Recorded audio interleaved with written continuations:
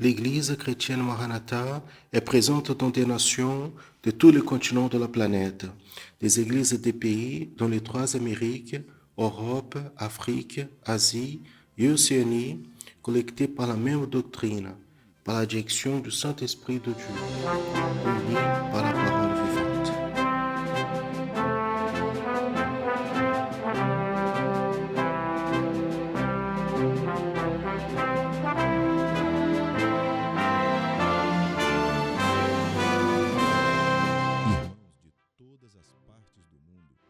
Des frères et sœurs de toutes les parties du monde participent d'un même culte, ensemble, dans un même corps et dans un même esprit. À travers le système de transmission, les membres de l'Église chrétienne Maranatha de toute la planète vivent un moment d'unité et de communion, comme l'ont vécu les Hébreux à leur sortie d'Égypte, les disciples avec le Seigneur Jésus à la veille de sa mort à la croix de Calvaire. Des personnes de toutes les parties du monde sont touchées par l'Évangile éternel et par le message du retour imminent du Seigneur Jésus.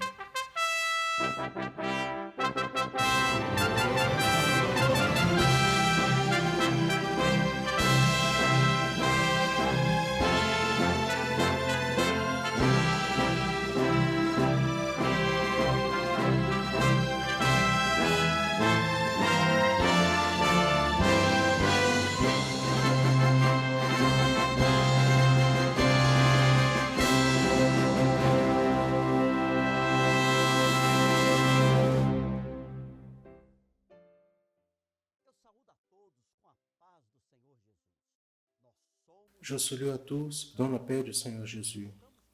Nous sommes l'Église chrétienne Maranatha et nous commençons maintenant une édition de plus de la programmation en annonçant l'Évangile éternel.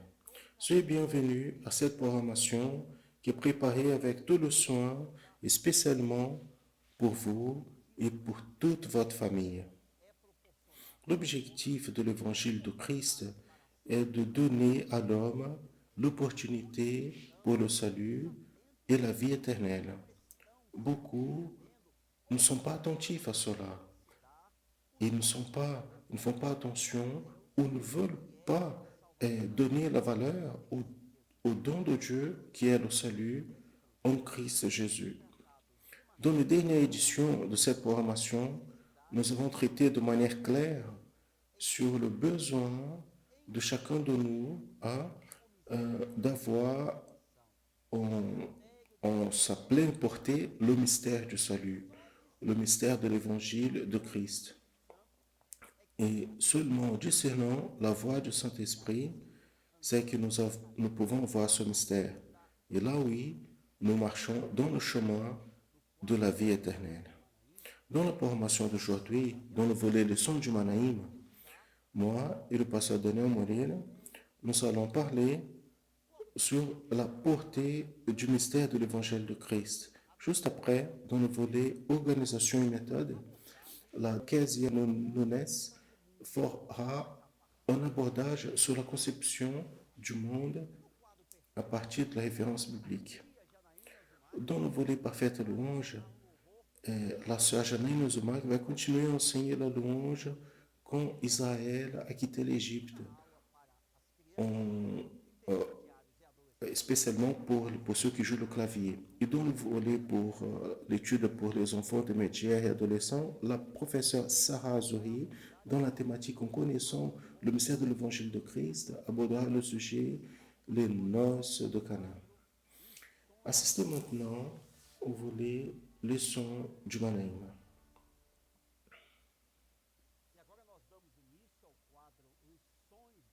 Et maintenant, nous allons commencer la partie leçon du Manaïm, la paix du Seigneur à tous. Ici avec moi, le pasteur Daniel Mourir, la paix du Seigneur Daniel, Sergio, la paix du Seigneur à tous nos bien-aimés. C'est toujours une grande bénédiction de faire cette programmation sur volet spécifiquement, même pourquoi beaucoup de personnes interagissent avec nous et participent en envoyant la suggestion, le commentaire. Comme nous avons eu ces dernières semaines, une sœur à nous, Tutu Kaborba, au Rio de Janeiro, capitale, qui nous a écrit.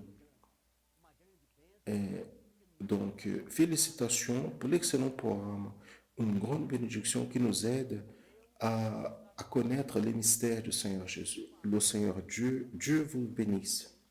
Notre thématique, il y a quelques semaines, porte exactement, Daniel, sur le mystère de Dieu ou sur le mystère du Seigneur Jésus, qui est une thématique qui, à chaque jour, apporte une richesse inépuisable.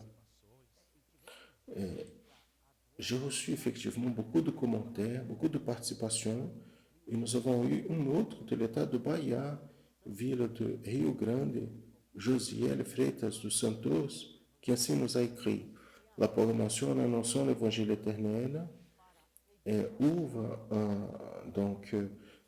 un volet abondant pour l'édification de ma vie spirituelle, et je crois aussi que pour tous qui accompagnent la programmation, le Seigneur donne à nous tous, à travers cette formation, beaucoup de révélations.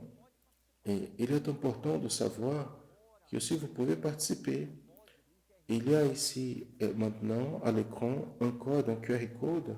Vous pouvez approcher l'appareil photo de votre smartphone et envoyer un message, un commentaire.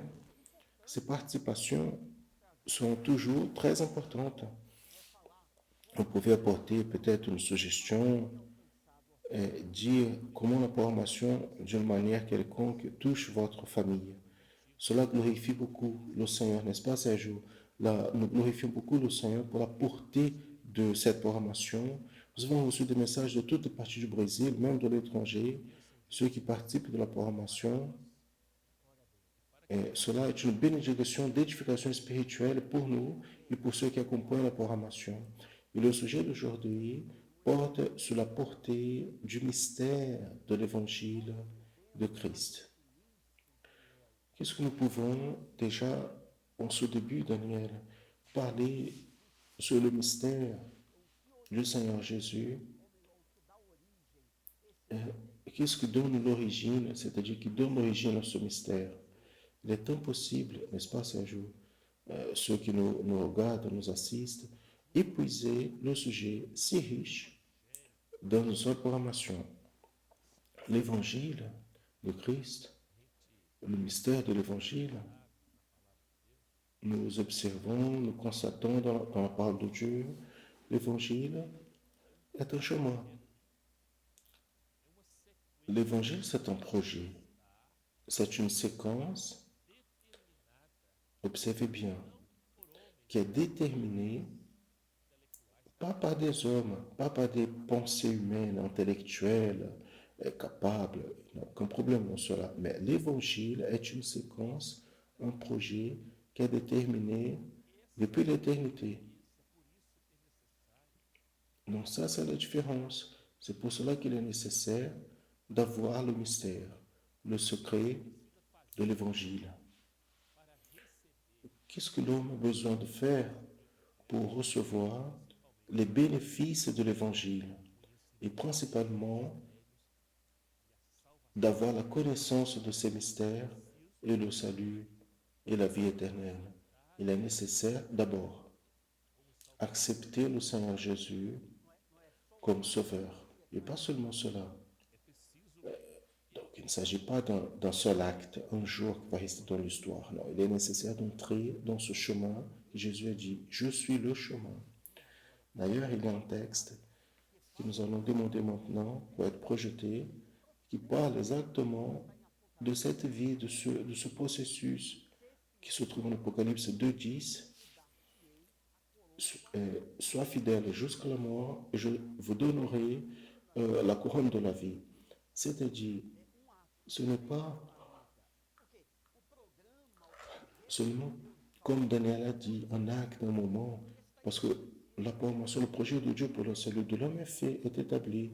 Maintenant, il est nécessaire que l'homme puisse accepter et vivre en sainteté, vivre en fidélité au Seigneur, en ayant ce projet, ce mystère. Beaucoup peuvent se demander, il est naturel, comment l'homme peut connaître ce projet, comment l'homme découvre ces mystères, ces secrets, seulement d'une manière, à travers l'action de l'opération et de la révélation du Saint-Esprit. Donc la grande bataille, donc à vous, à moi et à chacun, est d'obéir, d'être gouverné et dirigé par le Saint-Esprit. De là, quand nous revenons à l'époque de l'Église appelée primitive ou l'Église apostolique, nous voyons un exemple des hommes, des femmes qui ont découvert ce mystère et ont persévéré. Pourquoi? Parce que l'Église, dans le passé, elle a découvert la doctrine, elle a fait tout ce qui était nécessaire en Jésus afin que cette doctrine soit établie. L'Église aujourd'hui, elle doit vivre de la même manière. Il y a un texte, un acte, Serge, qui est très important. Nous pouvons même citer ici. Il y en a plusieurs. En plus de celui-là, il persévérait, acte 2,42. Il persévérait dans la doctrine des apôtres et dans la communion et dans le partage du pain et dans les prières. Il y a un autre texte qui dit, et on tous avait abondante grâce. Donc, ce n'est pas seulement il y avait de la grâce, il y avait de l'abondante grâce. Donc, c'était une opération extraordinaire. C'était une opération intense du Saint-Esprit dans la vie de l'Église. Et quand on parle de l'Église apostolique, nous nous rappelons que au moins les premiers apôtres, les premiers appelés par le Seigneur Jésus, étaient juifs. Ils étaient originaires du peuple hébreu, qui comprenait ce peuple, les religieux, qui d'ailleurs ont tué le Seigneur Jésus, l'ont mené à la croix. Et ils comprenaient de la Bible, de l'Ancien Testament. Ils avaient la connaissance selon ce qui était établi pour eux. Mais cela, c'est-à-dire la connaissance historique, n'a pas été suffisant pour eux. Et n'est pas suffisant pour l'homme aujourd'hui. Aucune manière. Pour l'Église, il a deux aspects. L'aspect historique est important. Bien sûr, connaître la parole de Dieu, étudier la parole. Mais le mystère, ce qui est le prophétique, ce qui touche pas l'intellect mais l'âme, c'est la révélation, c'est le prophétique, c'est le mystère. Donc l'interférence du Saint-Esprit était extraordinaire dans cette église. Et aujourd'hui aussi, c'est différent du monde. Aujourd'hui, ce qui prédomine, c'est la voix de la raison, sont les liturgies, n'est-ce pas? Tout est rationnel. Mais pourquoi, Daniel? L'homme, dans sa raison, dans sa nature, il ne comprend pas les choses de Dieu.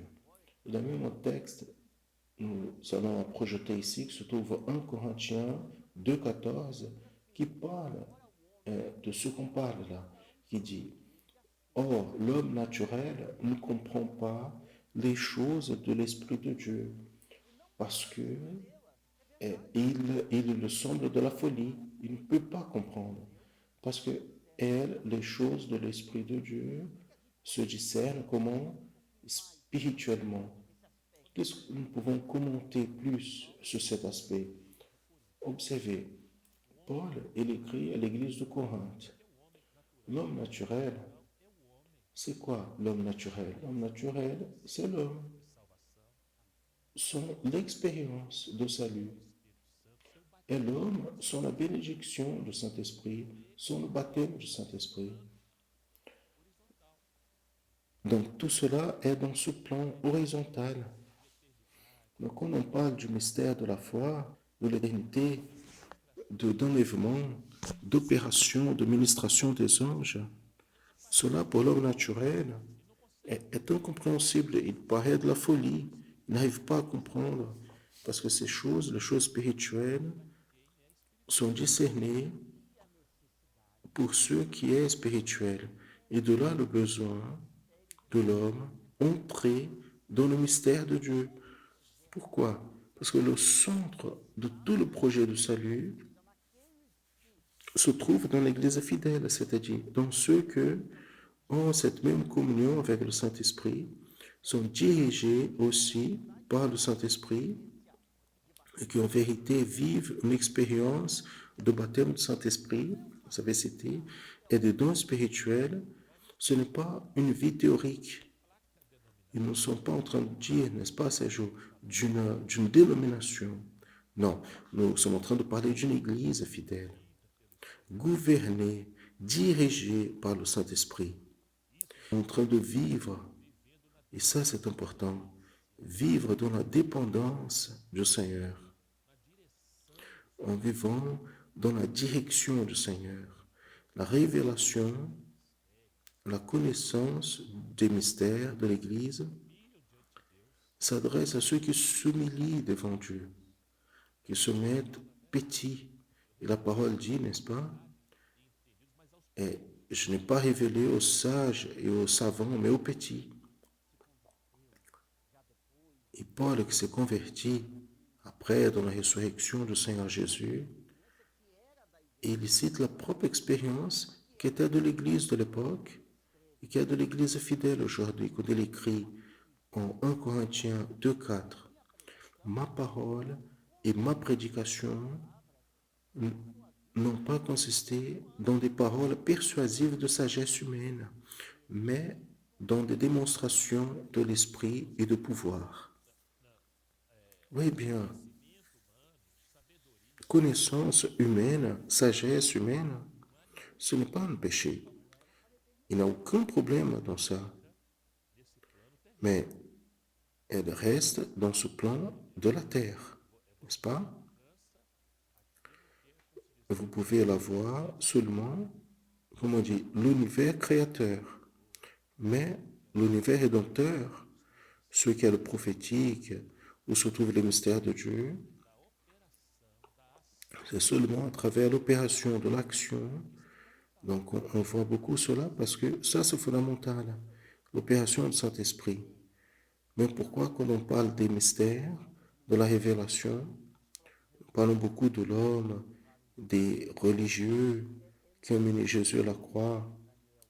Nous pouvons même, Daniel, rappeler que la propre religion, sans ces mystères, sans la révélation du Saint-Esprit, et en plus de ne pas mener la vie éternelle, elle n'est pas capable d'établir un contrôle, pouvons dire, moral et éthique. La religion n'arrive pas à faire cela, dans le sens de sauver, d'améliorer le monde. Cela n'est pas possible dans l'aspect religieux. Les mystères de la révélation, n'est-ce pas, ces jours? Les mystères, le secret de la révélation, ils appartiennent exclusivement au Saint-Esprit. Donc, ce contrôle que vous avez cité, moral et éthique, peut être découvert avec la révélation du mystère de Dieu et du Saint-Esprit. C'est lui qui sanctifie l'homme. Exactement. Ce qui se fait à travers l'action du Saint-Esprit. Pourquoi? Parce que c'est l'Esprit Saint qui sanctifie l'homme. Ce n'est pas à travers un effort humain, philosophique. Cela ne change pas la question morale, éthique de quelqu'un. Mais le mystère de Dieu manifesté où? Manifesté dans la communion du corps, c'est-à-dire dans la communion de l'Église. Mais pourquoi tu as dit maintenant, cela ne transforme personne? Parce que pour vivre avec éthique et la morale, véritablement, et pas-dessus tout, cela vient de celui qui est transformé, qui est généré en Jésus. Et nous avons un texte dans la lettre aussi de Paul aux Romains, chapitre 2, verset 2, qui parle exactement sur cela. Nous vous conformez pas avec ce monde, mais transformez-vous par la transformation de votre compréhension, afin que vous puissiez expérimenter quelle est la bonne, agréable et parfaite volonté de Dieu. Et tout cela, Daniel, aussi nous amène à une autre expression, nous pouvons dire les mystères de la sanctification. Pourquoi? Parce que le monde ou la religiosité elle-même a un concept de sanctification qui n'est pas exactement biblique. Exactement, parce que pour beaucoup, sanctification est liée à l'apparence externe, n'est-ce pas? À quelque chose qu'on peut démontrer de manière externe. Mais la sanctification, elle vient euh, de l'intérieur vers l'extérieur. Exactement. Le texte dit, transformez-vous par le renouvellement de votre compréhension, afin que vous expérimentiez quelle soit la bonne, agréable et parfaite volonté de Dieu. Donc, s'il n'y a pas, c'est par la Bible, par la parole, une transformation interne, un changement de mentalité, l'homme il ne peut pas avoir l'agréable et parfaite volonté de Dieu. Parce que quand on parle aussi de sanctification, nous pouvons revenir à nouveau au peuple d'Israël qui n'a pas eu la sanctification parce que vivait dans une décontinuité, une rébellion, désobéissance, et on tué beaucoup de prophètes. Nous voyons cela dans la Bible. Mais quand la Pentecôte est venue, le versement du Saint-Esprit, en établissant l'Église fidèle, une Église baptisée du Saint-Esprit qui vit les dons spirituels, qui a le mystère de Dieu qui pour elle est ouverte, là on peut vivre en effet à la sanctification dans l'Église. Pourquoi? Parce que, bien aimé, observez bien, la Pentecôte, la Pentecôte a été et est une évidence que personne ne peut renier. Celui qui ne veut pas le mystère, il renie la Pentecôte, c'est-à-dire il renie le versement, l'opération, la direction du Saint-Esprit. Maintenant, la sanctification, le mystère de la sanctification est touché comment? On peut la voir comment? En rappelant par l'action du Saint-Esprit. Si le Saint-Esprit ne dirige pas, ne nous gouverne pas, nous allons faire des erreurs dans le chemin. Nous allons entrer dans le mauvais chemin. En rappelant que la sanctification est indispensable. Cette recherche doit être intense, continue. On se trouve dans la lettre aux Hébreux, chapitre 12, verset 14, qui dit suivez la paix avec tous et, et la sanctification, sans laquelle personne verra le Seigneur. Regardez comment ce texte il est sérieux et l'importance est singulière de la sanctification. De là, très important de parler des mystères de l'Évangile. Que cette compréhension, on peut l'avoir seulement par la révélation du Saint-Esprit. En étant nécessaire que l'homme recherche pas une pensée basée dans sa connaissance, dans sa raison, qui a une valeur pour cette vie, mais pour l'éternité, on doit avoir la pensée du Christ, du Seigneur Jésus. Et la pensée du Christ, comme dit la parole, qui parle sur ça, on peut la voir comment? On peut la voir comment? Quand j'accepte le Seigneur Jésus euh, comme mon sauveur. J'accepte son salut et je permets, et je dois permettre que lui, à travers le Saint-Esprit, il dirige et gouverne ma vie. Il peut-être que pour certains qui se trouvent avec nous en ce moment, peut-être ça peut sonner étrange, n'est-ce pas? La pensée de Christ. Mais il est important de passer le texte de la Bible qui se trouve en 1 Corinthiens 2,16 et qui dit: car qui a connu la pensée du Seigneur pour qu'il puisse l'instruire? Mais nous avons la pensée de Christ. Et cela n'est pas par vertu, par capacité à moi, de Daniel ou de personne. C'est l'action du Saint-Esprit. Ça, quelqu'un peut demander, n'est-ce pas, Sergio? Mais qu'est-ce que c'est avoir la pensée de Christ? Observez, bien-aimés, que les personnes, elles sont angoissées quand la raison, les pensées, veut diriger le Saint-Esprit. Et le Saint-Esprit n'est pas dirigé par la raison de l'homme. Le Saint-Esprit ne peut pas être gouverné par ma volonté, par votre volonté. L'homme, il a besoin de prêter l'oreille à la voix du Saint-Esprit. Il a besoin de comprendre, obéir. Et là, il va voir alors la pensée de Christ, où son objectif plus grand, son bien majeur, ne sont pas les choses de cette vie, mais le bien majeur que l'homme a à la pensée du Christ, le bien majeur devient l'éternité. Et la pensée de Christ,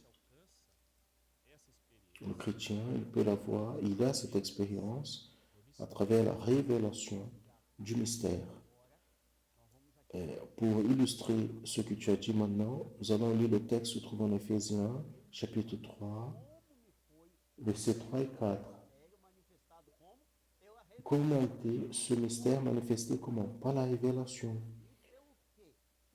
Tel comme je vous ai écrit, quand vous lisez, vous pouvez vous apercevoir, ici, il parle de la pensée de Christ, ma compréhension, afin que je comprenne le mystère de Christ. Donc, il faut avoir l'action de l'Esprit. Le texte est clair. Maintenant, juste une minute. Cette compréhension du mystère, regardez, Sergio, la foi est un mystère. L'Église est un mystère. La sanctification est un mystère. L'Évangile est un mystère. L'enlèvement de l'Église est un mystère. Les dons spirituels est un mystère. Et afin de comprendre le mystère de Christ et tout ce contexte,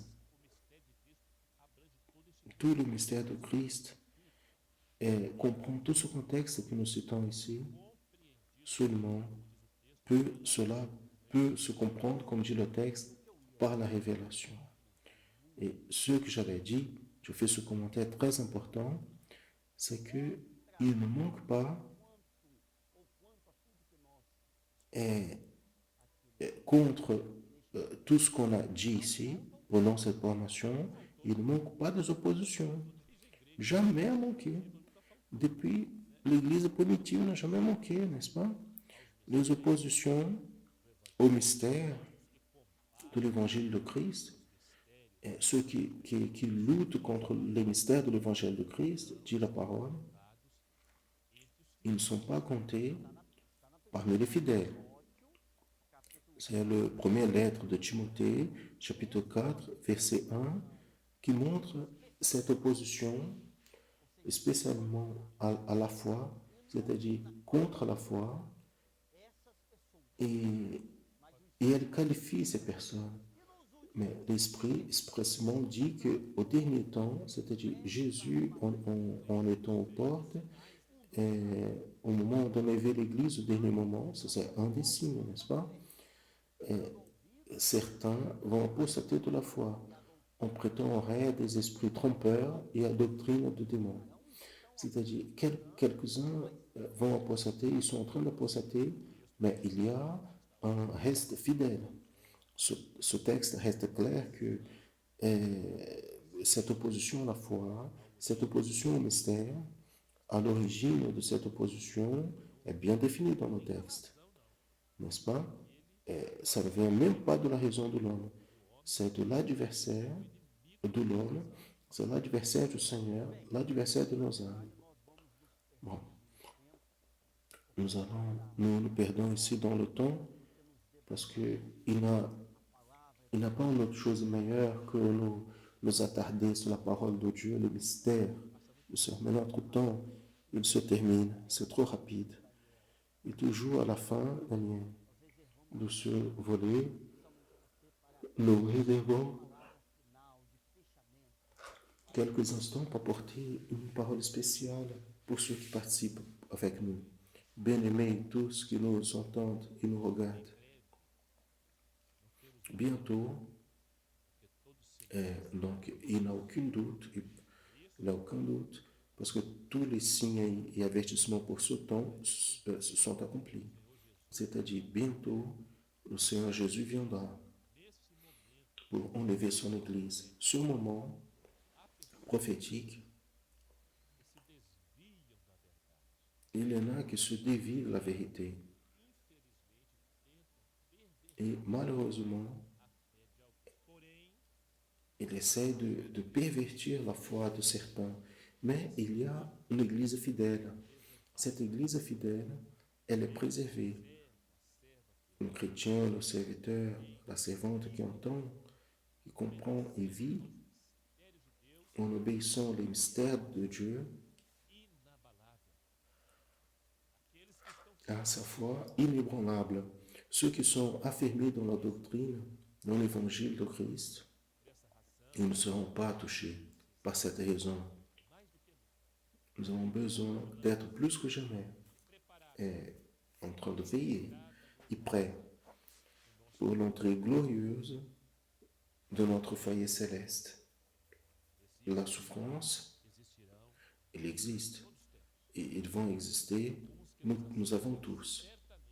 Quelques-uns qui nous assistent ici, certainement, sont en train de vivre des grandes épreuves, des grandes afflictions, des grandes souffrances. Mourir, avec l'exception de ceux qui sont vivants, quand Jésus viendra, nous tous nous allons mourir. Mais nous ne sommes pas comme ceux qui n'ont pas d'espérance. Le chrétien fidèle, c'est lui qui vit le mystère de l'Évangile, a l'espérance. L'espérance de la vie éternelle et l'espérance aussi du secours continu de Dieu dans leur affliction. Loué soit le nom du Seigneur. Nous allons laisser maintenant, d'ici peu, une question pour le prochain programme. Mais avant, nous allons transmettre ici une participation envoyée dans cette dernière semaine d'un sujet de la programmation précédente. Et cette participation a été envoyée. Avant de lire la participation, il y a déjà ici un QR code à l'écran.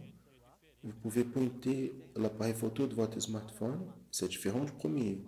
Le premier, c'est pour donner une suggestion, un commentaire. Maintenant, c'est pour interagir avec le sujet envoyé et votre participation pour faire partie du sujet du programme. Et ce QR code qui apparaît là maintenant à l'écran, c'est pour le sujet du prochain programme. Quand vous allez donc pointer l'appareil photo de votre smartphone vers ce code, vous allez recevoir un message avec le sujet. Mais revenons ici à la participation de Cybèle et Christina de l'État de São Paulo qui dit ce sujet que nous sommes en train de citer cette semaine, travailler cette semaine, il montre la transformation de l'homme par l'action du Saint-Esprit qui un jour s'est révélé à nous.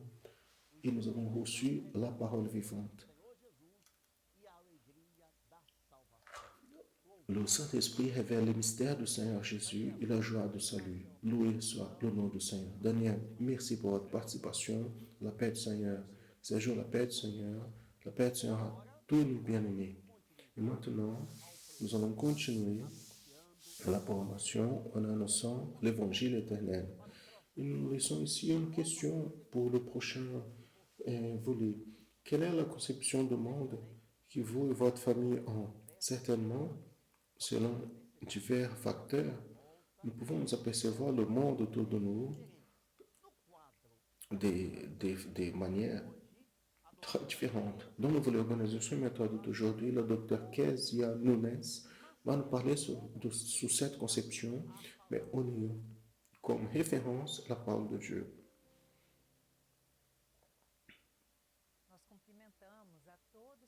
Nous saluons à tous qui nous assistent dans la paix du Seigneur Jésus. Au mois de février, nous allons traiter la thématique conception du monde.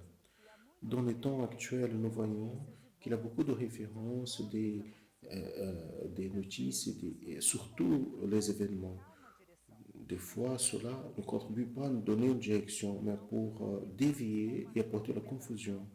Donc, nous avons une recommandation de notre Dieu. Nous, je ne t'ai pas envoyé, efforce-toi et courage, ne crains point et ne t'épouvante point, car le Seigneur ton Dieu est avec toi partout où tu iras. L'étude du livre de Josué nous montre un projet en marche qui a compté avec l'accompagnement ferme du Seigneur. Beaucoup de choses dans le monde changent, mais ce projet n'a pas changé. Notre Dieu, il est le même. Et il nous rappelle donc que peu importe la traversée que nous allons faire, il est fidèle à son peuple. Donc c'est la lecture de la parole qui donnera la condition à notre famille de faire face à des différentes conceptions et montrer la fondamentation biblique. Pour cela, nous invitons les frères et sœurs pour étudier avec nous cette thématique et nous demandons, vous savez qu'est-ce que c'est une conception de monde avec la base biblique? Donc nous allons voir par partie. Une conception, une vision du monde, c'est un ensemble de conceptions ou croyances sur le monde et sur son fonctionnement. Elle dirige notre manière de comprendre et nous positionner sur toutes les choses et sur notre existence. Dans la pratique, ces éléments ont une influence depuis le petit âge, ce que nous jugeons comme correct, erroné, beau, moche, éthique, consistant, fragile, adéquat. C'est-à-dire, notre conception du monde dirige nos habitudes, traditions, valeurs, la manière comme nous prenons soin de notre famille, la manière comme nous lions aux personnes, notre manière d'être et être dans le monde.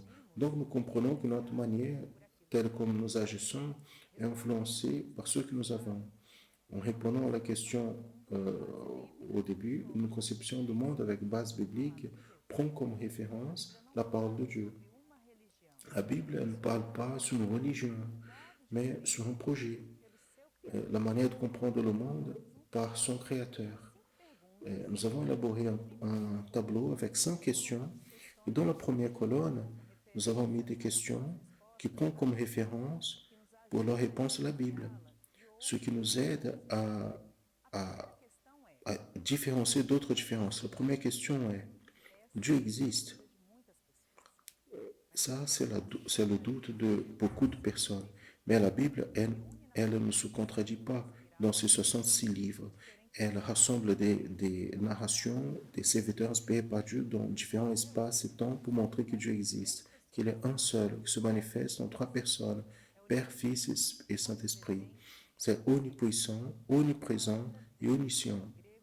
La parole Dieu vient du grec théo. C'est pour cela que la Bible est appelée par ceux qui l'étudient de théiste. C'est différent de notre conception avec base biblique qui défendent d'autres dieux ou beaucoup de dieux, les polythéistes, ou alors que Dieu n'existe pas, les athéistes, les athées. Une autre question, et comment est-ce que les choses ont été créées? Quelle est l'origine de la vie? La Bible dit que la réponse est Dieu. C'est lui qui a créé toutes choses de rien. C'est pour cela que la Bible est appelée de créationniste. Et il y a d'autres conceptions qui défendent d'autres origines de la vie, comme la théorie de l'évolution et les études de l'évolutionnisme. Et quelle est notre proposition? La Bible enregistre la réponse. C'est Dieu. Il y a un centre vers lequel se tourne tout le regard, toute l'expression, toute l'adoration. Dieu est le centre de toutes les choses. Pour cela, la Bible est appelée de théocentrique.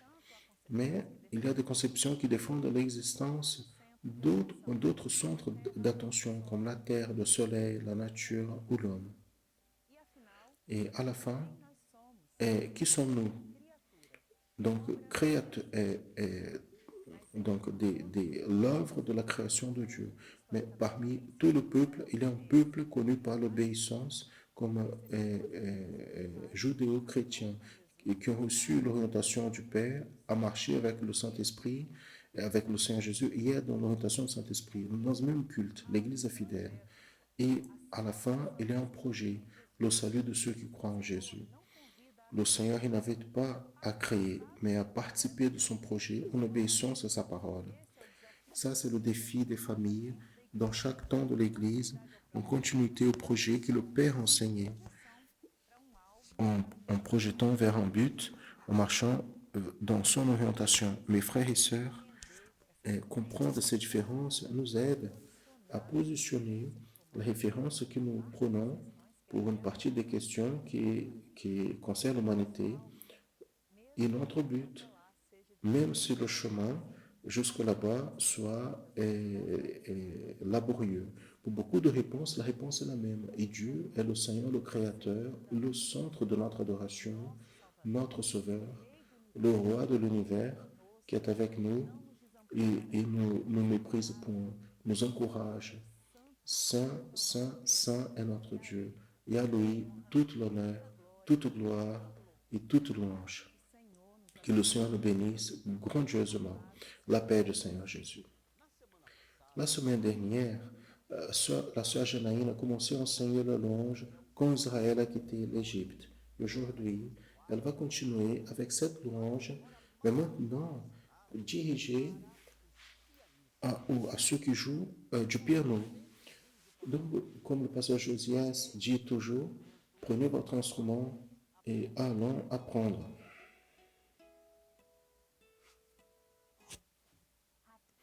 La paix du Seigneur Jésus.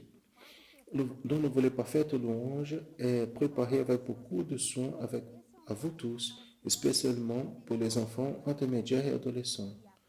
Et la participation, la dédication de chacune d'elles est de grand enseignement et joie pour nous tous. Donc, nous allons vers le moment si spécial, les participations. Isaac a 5 ans et Béatrice 11 ans de Valença, Rio de Janeiro.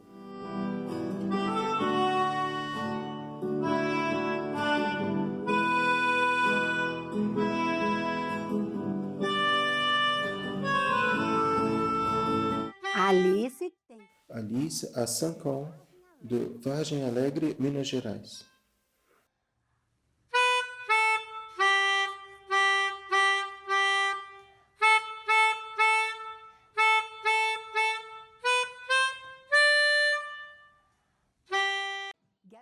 Gabriel, un adolescent de 13 ans do groupe d'accessibilité de l'église de Jardim Caburi de Vitória, Espírito Santo.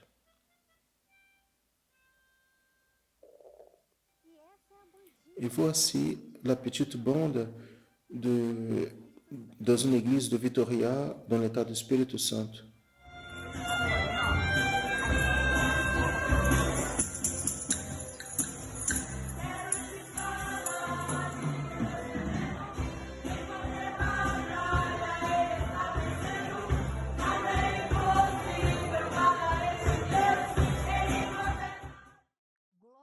Gloire à Dieu. Nous allons continuer à étudier la louange comme Israël a quitté l'Égypte. Et aujourd'hui, ça s'adresse au pianiste. Nous allons connaître les accords. Dans l'introduction simplifiée, nous allons voir l'accord de sol mineur. Sol, si bémol, ré.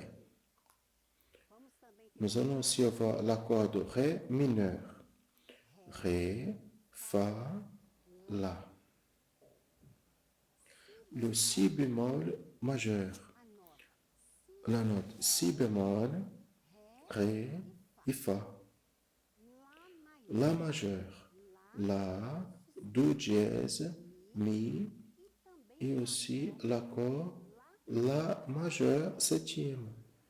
La, do dièse, mi et sol. Sol est le septième accords de l'échelle de La majeur.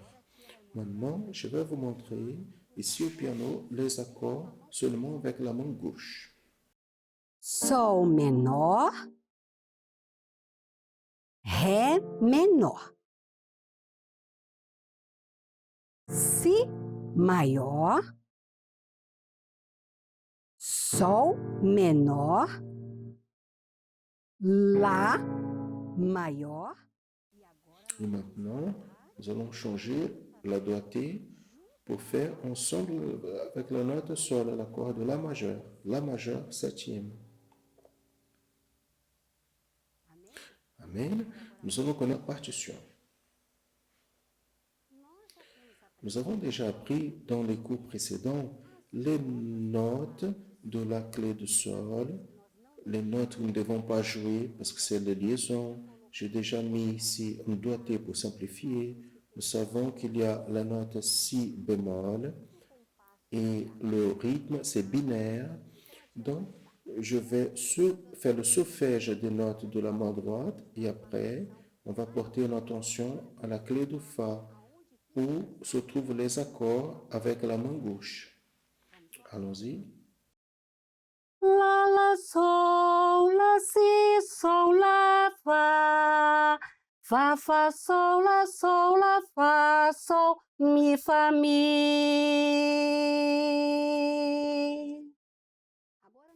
Maintenant, nous allons voir les accords de la main gauche dans la clé de Fa ensemble avec la note de la main droite. Quand vous jouez la note Sol de la main droite, du deuxième doigt, l'accord de gauche est Sol mineur. Sol, Si bémol, Ré. Après, nous allons jouer l'accord Ré mineur. Ré, Fa, La. Tout seul, observez. Et ici, il y a une liaison. Après, on va jouer l'accord de Si bémol majeur. Si bémol, Ré, Fa. Ensemble avec la note Sol. L'accord, encore une fois, de Sol mineur, Sol, Si bémol, Ré, ensemble avec le Fa. Nous allons voir l'accord de La majeur, La, Do dièse, Mi, ensemble avec Mi. Et après, nous allons jouer avec la main gauche l'accord de La majeur septième. La, Do dièse, Mi et la note Sol. Maintenant, je vais passer ces accords seulement avec la main gauche. Sol mineur. Après, nous allons au Ré mineur. Si majeur. On va voir la partition, encore une fois, le Sol mineur. La majeur. Et maintenant, attention, nous allons changer la doigté pour avoir la note Sol, qui est la septième de l'échelle de La majeur septième. Amen. Maintenant, je vais mettre la main droite, mais cette fois-ci, doucement.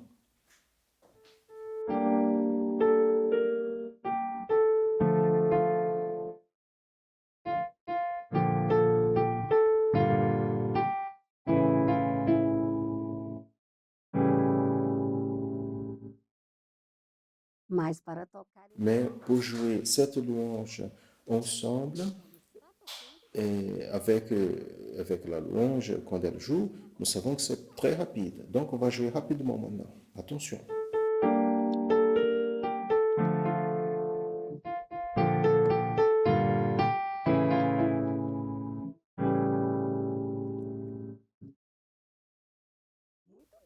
Très bien.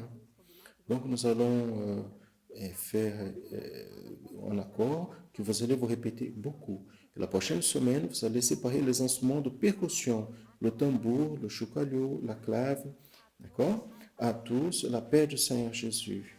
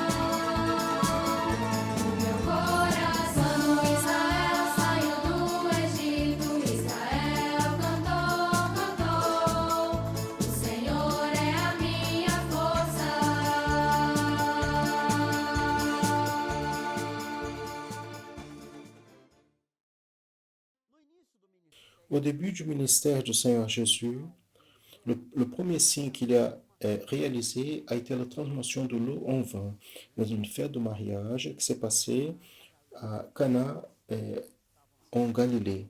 Pour les personnes qui étaient dans cette fête, ça c'était le moment pour connaître le mystère qui était présent, le Fils de Dieu, le Sauveur du monde. Aujourd'hui, dans le volet pour les enfants intermédiaires et adolescents, nous allons connaître davantage sur cette histoire et son application dans nos vies avec la professeure Sarah Azouri.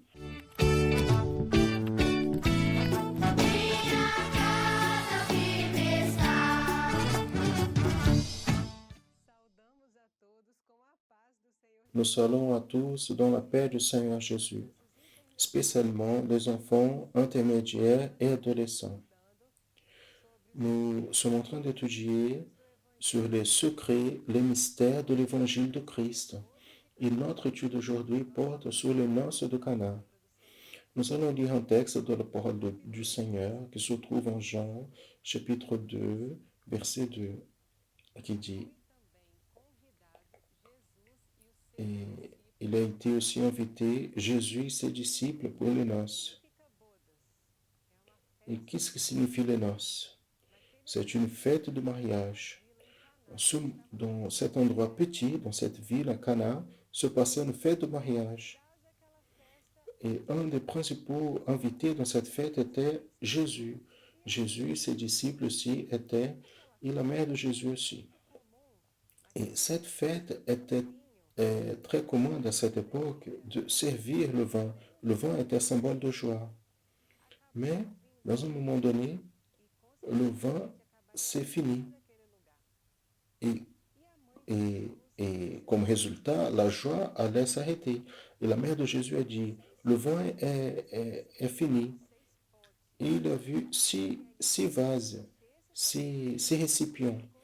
Et il a demandé qu'on remplisse ces vases d'eau. Et à ce moment, il a dit, appelez l'ordonnateur du repas, qui était celui qui organisait la fête de mariage. Il demande qu'il goûte. Quand il a goûté, il a vu que ce vin qui était gardé pour la fin de la fête était le bon vin, celui de meilleure qualité. Et aujourd'hui, nous voyons quoi? Le premier miracle que Jésus a fait, c'était de transformer l'eau en vin dans cette fête de mariage. En parlant de cette fête, Jésus il va à n'importe quelle fête? Non. Jésus, il va où son nom est glorifié. Jésus, il est dans l'église. Jésus, il est dans les répétitions, dans les séminaires. Jésus, il est où son nom est exalté. Et vous voulez aller dans la fête où Jésus se trouve ou la fête où Jésus ne se trouve pas? Choisissez la fête où Jésus se trouve, l'endroit où le nom de Jésus est glorifié. Parce que dans la fête du monde, Jésus n'est pas. Donc là, le Seigneur, il ne se plaît pas de notre présence dans ces endroits. Et pour cela, nous allons choisir d'être où Jésus est. Comme ça, notre cœur va être rempli de joie. Et le vin? Qu'est-ce que représente le vin pour nous? Le vin représente le sang de Jésus. Le sang de Jésus qui a été versé à la croix de Calvaire pour amour à ma vie, à votre vie, et nous donner la bénédiction du salut, de la vie éternelle. Et prophétiquement, ce vin, ce sang pointe vers le versement du Saint-Esprit.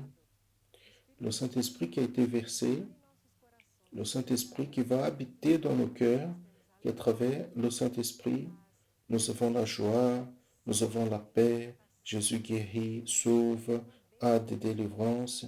Et pour cela, c'est toujours une bénédiction que le Saint-Esprit soit dans nos cœurs. Et ainsi, lui aussi, il nous pointe le bon chemin, le chemin qui nous amène à l'éternité. Et les vases, qu'est-ce que seraient ces vases pour nos vies aujourd'hui comme application? Ces vases vides, c'est comme si c'était le cœur de l'homme qui ne connaît pas le Seigneur. Le cœur vide, qui n'écoute pas la voix du Seigneur, qui n'obéit pas aux orientations du Seigneur. Mais à partir du moment que ces vases sont remplis d'eau, qui est la parole, il y a une transformation de vie. où le cœur de l'homme est heureux. Et là, la joie du Saint-Esprit fait en sorte que nous soyons heureux, cette transformation, cette action du Seigneur. Et notre cœur rempli du Saint-Esprit, il nous amène à cette joie. Euh, Choisissez aujourd'hui que Jésus habite dans votre cœur. Ces vases remplis, c'est rempli du Saint-Esprit, rempli de la joie du Seigneur. Et avec ce cœur heureux, avec ce cœur rempli du Saint-Esprit, c'est que nous allons habiter un jour avec Jésus à l'éternité. Nous habiterons avec le Seigneur pour toujours. Aujourd'hui, nous avons appris sur une fête de mariage, les noces qui se passaient à Cana de Galilée. Mais nous attendons, donc nous avons hâte d'avoir ce jour, les noces de l'agneau, où il y aura la fête de l'Église fidèle et le mariage avec le Seigneur Jésus. Et là, ça sera un mariage parfait, merveilleux, où le Seigneur sera présent, où nos vies seront chaque jour bénies davantage avec le Seigneur, car nous serons dans l'éternité avec le Seigneur, où il n'y aura plus de pleurs, seulement la joie. La joie et la bénédiction de louer le Seigneur. Choisissez donc la présence du Seigneur. Choisissez, appelez Jésus pour habiter dans votre cœur. Et ainsi, la joie du Saint-Esprit va être avec vous éternellement. Dans toutes les éditions de la proclamation de l'annonçant l'évangile éternel, nous rappelons toujours le projet merveilleux avec des résultats chaque fois plus notables que vous aussi, vous pouvez être bénéficiaire de ce projet. C'est le projet d'assistance spirituelle de l'Église chrétienne Maranatha. C'est simple de participer. Vous allez voir, vous devez juste faire un appel qui est gratuit et qui peut être fait toujours que vous avez besoin pour ce numéro qui apparaît à l'écran 0800 707 30 76. La personne qui va vous répondre va transmettre une parole de la part du Seigneur pour votre vie. Il va prier pour vous. Et tout cela est complètement gratuit. Pointez l'appareil photo de votre smartphone vers ce QR code qui apparaît à côté du numéro et votre appareil sera redirigé pour cet appel. Et plus, nous n'allons pas vous demander aucune contribution financière, même pas en offrande. Tout est gratuit. Et appelez toujours quand vous voulez. Vous voulez connaître davantage sur l'Église chrétienne Maranatha et nos projets, accédez à nos réseaux sociaux, téléchargez les applications de l'Église chrétienne Maranatha et de la Radio Manaïm. Écoutez des louanges et des messages bibliques 24 heures par jour et partagez nos contenus. Maintenant, accédez aussi au canal de l'Église chrétienne Maranatha sur YouTube. Et ne ratez pas notre programmation est c'est spécial. C'est l'école biblique dominicale qui est projetée par le canal YouTube tous les dimanches à 10 heures du matin. Et ainsi nous arrivons à la fin de cette édition de la programmation en annonçant l'évangile éternel. Et la semaine prochaine, si le Seigneur nous permet, nous serons ensemble encore une fois. Maranatha, le Seigneur Jésus vient.